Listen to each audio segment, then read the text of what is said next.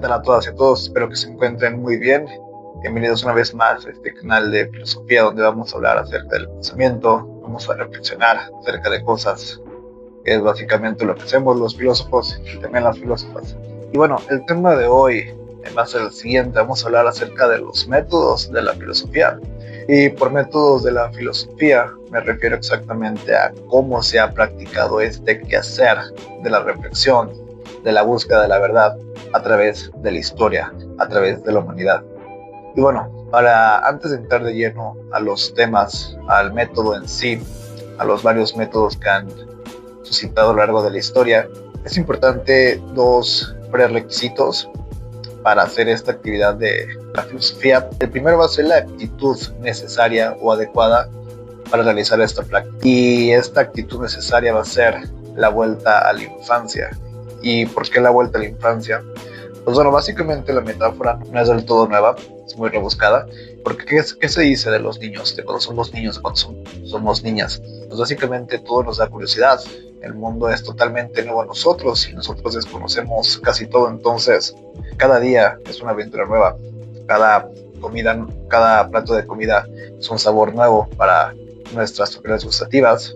Cualquier cosa que se nos aparezca a nuestros sentidos, a nuestra percepción, tiende a admirarnos, a crear estas maneras naturales de querer acercarnos al mundo y querer conocerlo más. Y básicamente esto, mediante más vamos creciendo, vamos perdiendo esta habilidad de poder admirarnos de las cosas. Y básicamente Platón tiene algo muy importante que decir acerca de esto. Va a decir que la admiración, el poder admirarnos de las cosas que pasan, es una gran virtud. Porque lo que sucede con los filósofos, lo que sucede con la actividad de la filosofía, con la filósofa, con el filósofo, es que generalmente se van a tratar de maravillar y de admirar de las cosas que pasan en el diario, en comparación con la gente que no se dedica a la filosofía. Generalmente toman las cosas como son y piensan que no hay nada más allá de lo que logran percibir de primera vista. En cambio, como filósofos, como filósofas, nuestra tarea es ir más allá de lo que nos presentan los objetos, ya sean estos materiales o ya sean estos mentales. Entonces, hay una mirada filosófica que es distinta a la mirada de cuando nos quitamos el switch de la filosofía y queremos conocer qué son realmente las cosas, qué hay detrás de la faceta material que se nos presenta a nuestros sentidos. Entonces, el primer requisito va a ser esta vuelta a la infancia para ser más curiosos, más curiosas y no dejar de admirarnos de todo lo que nos encontramos. El segundo requisito va a ser un espíritu de rigor. ¿Y qué podemos entender con un espíritu de rigor? Pues lo podemos entender como la exigencia por la exactitud en las cosas, en lo que queremos conocer. Porque generalmente la sociedad nos pone un escenario ya prehecho, ya preestablecido, con ciertas tradiciones, con ciertos dichos, con ciertas normas, con ciertos códigos, y podemos optar por dos maneras. Podemos aceptarlos así sin más, o podemos optar por un espíritu de rigor, por una crítica, por preguntarnos si las cosas son lo que nos dicen que son, o si deberían ser, quedarse como son, o si podemos cambiar algo más, si no son algo más de lo que nos presentan nuestros sentidos. Entonces, el filósofo, como tanto la filósofa, tiene que tener este rigor y ver más allá de lo que nos presenta, ya sea la sociedad o también los sentidos. Y con esta introducción podemos pasar ya al primer método de la filosofía. Y es importante también mencionar que para entrar a esta pequeña investigación de cómo se ha hecho el quehacer filosófico, es necesario, desde mi punto de vista, llevar a cabo este recorrido de manera histórica, de manera cronológica, para saber cómo nace, cómo se evoluciona y en qué parte también nos encontramos del método filosófico. Entonces, pues bueno, lo primero, nos vamos a ir con Sócrates a la Grecia del siglo IV a.C. para ver cuál es el primer método de la filosofía, el cual va a consistir en nada más y nada menos que en la pregunta, en la interrogación. No tiene nada de extraordinario, nada más es preguntar, ¿no? En los libros lo podemos encontrar el método socrático como la mayéutica, era una profesión que se practicaba en la antigua Grecia con las madres que ayudaban a dar a luz a las madres primerizas. Entonces ayudaban a parir bebés. Pero con Sócrates la cuestión no va a ser parir bebés, va a ser parir conocimiento. Entonces Sócrates, a través de la pregunta reiterada, a través de la interrogación, va a tratar de hacernos parir conocimiento, va a tratar de que nosotros demos respuestas a preguntas como ¿qué es la virtud? ¿Qué es la belleza? ¿Qué es lo bueno? ¿Qué es el eros? Entonces, con esta fórmula de ¿qué es esto?, Sócrates logra formalizar el primer método de la filosofía. Y no es que antes no hubiera un método o no se realizara la filosofía. Lo que trato de decir es que con Sócrates podemos ver cierta formalización de este quehacer filosófico. Y podemos preguntar también, ¿qué tiene de distinto la pregunta filosófica establecida por Sócrates que la pregunta que nos hacemos en el diario, el ciudadano de a pie, el que no se dedica a la filosofía, la que no se dedica a la filosofía? Básicamente la respuesta es que no hay una diferencia como tal. Una pregunta es una pregunta. Cuando preguntamos tenemos ciertas implicaciones. Damos por hecho que nos hace falta algo, damos por hecho que ignoramos algo. Entonces esa ignorancia denota que nos falta algo, que es el conocimiento de algo, ¿va? Y generalmente también tiene una intención al preguntar. Cuando preguntamos queremos algo, queremos obtener una respuesta y lo más acercado a la verdad. Entonces, con Sócrates tenemos el primer método de la filosofía, que va a ser nada más y nada menos que la pregunta. Entonces, esto también puede cerrar la brecha entre el ciudadano de a pie y él y la filósofa, que generalmente luego puede haber ciertos clichés o ciertas etiquetas de son personas que pueden estar un poco alejados del resto de las personas. En cierto sentido sí, en cierto sentido no. Yo creo que la pregunta, este método de la mayéutica, nos ayuda a aterrizarnos a todas y todos que estamos en el mismo barco y que todos podemos lograr hacer esto de la filosofía. Todos lo hacemos básicamente de manera tal vez no tan formal o especializada como cuando estudias una licenciatura o un curso de filosofía. Entonces podemos decir que el primer peldaño es la pregunta como tal, la mayéutica. Después lo que va a suceder es que uno de los estudiantes de Aristóteles, llamado Platón, el famoso Platón, va a retomar la mayéutica y la va a reformular. Algo así como cuando tenemos un software de computadora y nos llega la versión .2, con Platón va a suceder algo parecido. El método filosófico de Platón se va a llamar la dialéctica. Lo que es muy importante en la dialéctica es sobre todo resaltar el diálogo.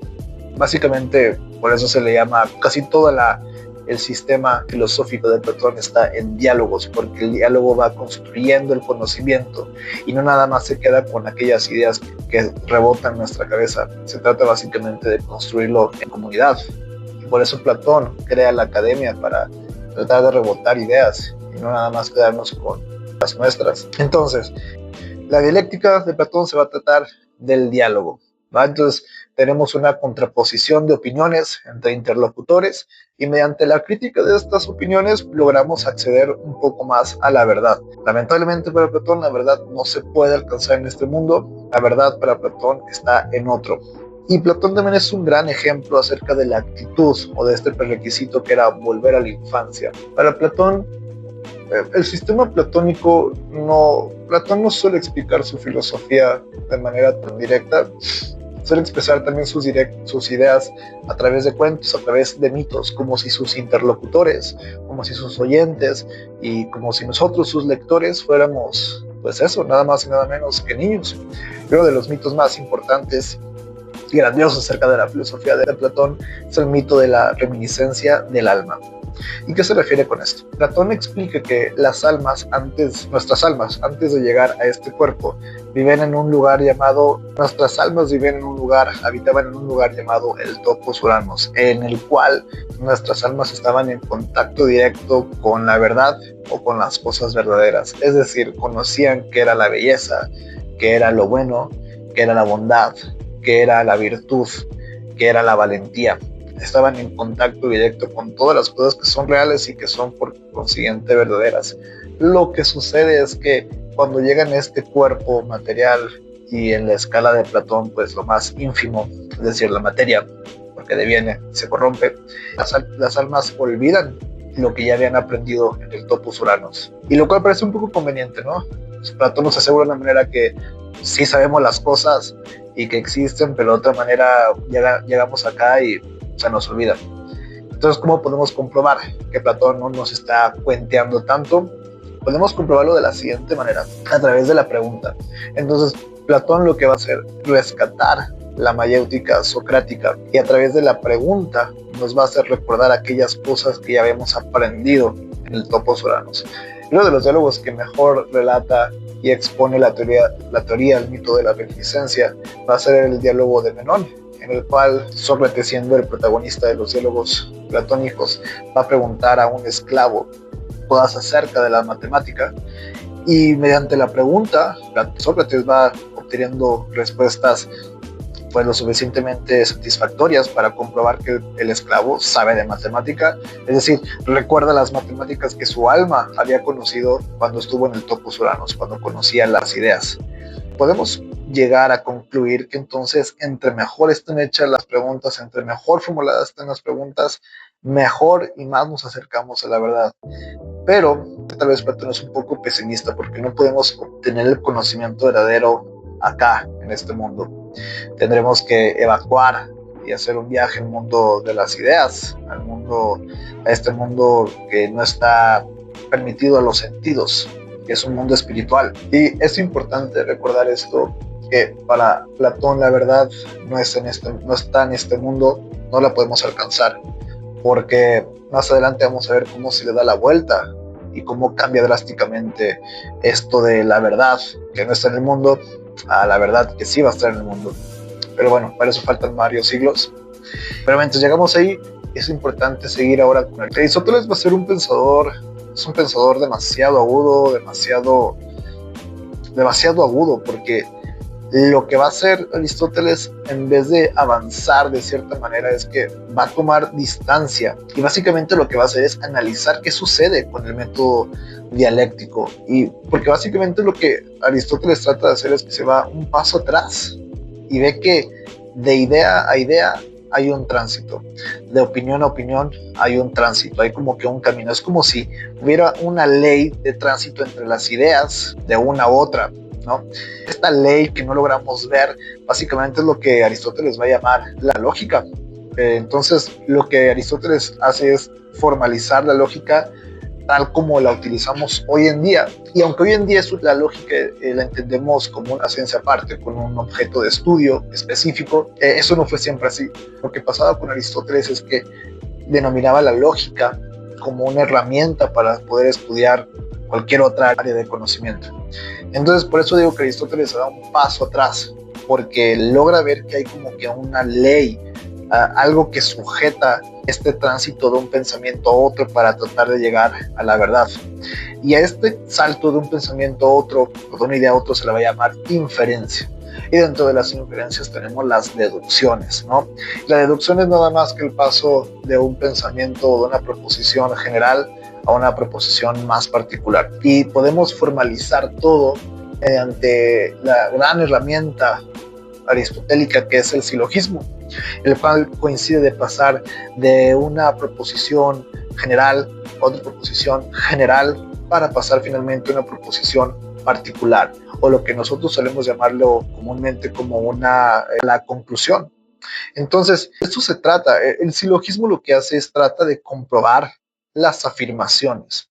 Cuando comprobamos una afirmación, podemos entonces decir que esta está en el reino de la verdad, podemos catalogarla de verdadera. En cambio, cuando no podemos confirmar una proposición, difícilmente podemos llevarla al reino podemos calificarla de verdadera, porque no se ha comprobado, entonces queda flotando y no sabemos qué tan falsa, qué tan verdadera suele ser esto. Entonces, el método filosófico de Aristóteles va a ser nada más y nada menos que la lógica como la podemos entender incluso hoy en día. Ahora, pasan muchas cosas en la historia de la filosofía, en la historia del mundo, pero tendremos que saltarnos hasta la Edad Media. Con la Edad Media lo que sucede es que se va a formar, lo que pasa con la Edad Media con los filósofos escolásticos y sobre todo con Santo Tomás, es que se va a rescatar mucho la tradición lógica de Aristóteles y también se va a rescatar en cierta medida a Platón, la dialéctica platónica. Y lo que sucede va a ser esto: para los filósofos escolásticos van a agarrar una cuestión ¿no? Un tema. Y a través de la deducción de ese tema, de pasar de depurarlo de manera general hasta lo más particular, van a tratar van a también aplicar la dialéctica. Entonces, ya que tienen esta depuración deductivamente, van a tratar de poner todas las opiniones acerca de un tema de varios filósofos y mediante el choque de ideas van a depurar todas estas cosas, todo aquello que puedan tener de verdad o de falso estas opiniones que están concluyendo. Entonces podemos decir de cierta manera que el método escolástico o el método de la Edad Media va a consistir en una síntesis del uso de la herramienta lógica aristotélica y de la dialéctica platónica, porque se trata no nada más de aplicar la lógica o las afirmaciones, sino chocarlas y ver qué verdad o qué falsedad podemos extraer de este choque de ideas. Y bueno, de Sócrates hasta acá, hasta los escolásticos, podremos decir que este método es un método que tratamos de intentar conocer las intuiciones de las cosas que tenemos, ¿no? Es un método muy a posteriori. Por ejemplo, tenemos una intuición de lo que creemos saber que es el amor o la virtud o la bondad. ¿Y qué hacemos? Pues básicamente mediante la dialéctica tratamos de obtener la verdad de estas intuiciones, ¿no? Entonces, mediante el diálogo, mediante el discurso, mediante la depuración, el pensamiento y el método discursivo, tratamos de acercarnos a esta intuición, a lo que es verdadero de ella, ¿no? Entonces, por ejemplo, lo que trato de decir es que Platón va a decir, hay algo que es el amor, ¿no? Pero, ¿qué es el amor? ¿Cómo pudiéramos definirlo? Y entonces, mediante este diálogo, mediante esta discusión acerca de lo que es el amor, vamos a tratar de obtener la verdad. Lo que va a pasar es que cuando lleguemos al Renacimiento con el filósofo francés Descartes, se va a dar un giro acerca de cómo conocemos las cosas, porque lo que va a ser el método de Descartes va a ser un método a priorístico. Porque ¿qué sucede? Parece ser que intuitivamente nosotros como seres humanos se nos presenta un objeto o una intuición a nuestros sentidos, a nuestro pensamiento, y lo que hacemos es que nos lanzamos casi de manera instintiva a tratar de calificarlo, a tratar de conocerlo, a tratar de discutirlo. Pero la pregunta es, ¿cómo sabemos que nuestras maneras o métodos de conocer las cosas que se nos aparecen a nuestros sentidos es el correcto? Entonces aquí es un parteaguas por Descartes, porque Descartes va a ser primero, ok, ¿cómo sabemos en primera que podemos llamar esto amor? ¿Cómo podemos saber que primero esto lo podemos llamar virtud, conocimiento, matemáticas, you name it, lo que sea que se nos ocurra? Entonces el método, podemos decir entonces que de Platón, de Sócrates a los escolásticos tenemos un método a posteriori, ¿no? Tratamos de calificar y de obtener la verdad acerca de la intuición. Con Descartes nos vamos a ir un paso atrás y vamos a tratar de llegar primero a esa intuición, ¿no? Entonces, el método de Descartes va a ser más a priori. Entonces, podemos básicamente concluir que de Platón a los escolásticos la pregunta es ¿qué es X cosa o Y cosa? Con Descartes la pregunta va a ser distinta, va a ser ¿cómo llego a esto? ¿Cómo llego a X? ¿Cómo llego a la virtud? Porque lo que sucede es esto. El método de Descartes se trata de analizar las intuiciones que se nos aparecen de manera confusa, de manera oscura. Entonces, hasta antes de Descartes la pregunta es ¿qué es X? A partir de Descartes la pregunta va a ser ¿cómo llego a X? Lo que sucede es que somos lanzados y lanzadas a este mundo y percibimos cosas. Entonces, a nuestros sentidos, a nuestra percepción, se nos aparecen intuiciones de manera oscuras o confusas. Y lo que va a hacer básicamente Descartes es que va a analizarlas. Mediante el análisis va a dividir estas intuiciones que se nos aparecen de manera misteriosas u oscuras, las va a dividir en tantas partes sean necesarias para buscar y volverlas claras y distintas estas intuiciones. Y por eso se dice que el método de Descartes es preintuitivo, porque básicamente su meta es llegar a la intuición en sí, llegar a lo que son las cosas, no primero tener una idea vaga de lo que son las cosas y discutirlas como se hacía anteriormente. Entonces, aquí es importante llegar a hacer una comparación entre las verdades y los métodos de Platón y de Descartes. Y básicamente lo que sucede con el método platónico es lo siguiente. Con Platón básicamente les va a decir que la verdad es trascendente a este mundo. Es decir, no podemos lograr la verdad con nuestros medios, con nuestro intelecto, y ni siquiera está en este mundo. Tenemos que ir a conocer el mundo suprasensible, el mundo de las ideas o el topos uranos. La gran revolución, el gran descubrimiento y el gran aporte de Descartes es que para él la verdad está acá, en este mundo tal como lo conocemos. La verdad para Descartes va a ser un tema inmanente, está acá. Lo que sucede es que primero se nos aparece de una manera caótica, a través de objetos sensibles, a través de objetos materiales. Entonces, a través del análisis, de dividir las intuiciones que se nos aparecen, podemos llegar a concluir que la verdad es inmanente, simplemente subyace, está debajo de las cosas que se nos arrojan los sentidos. Entonces, la verdad sí está, solo que está más allá, más debajo de las cosas, pero sí está y sí existe como tal en este mundo. Y entonces es a partir de René Descartes que el análisis será básicamente el instrumento que nos conducirá para conocer las intuiciones. Entonces cabe concluir que Descartes le da la vuelta al asunto en cuestiones epistemológicas.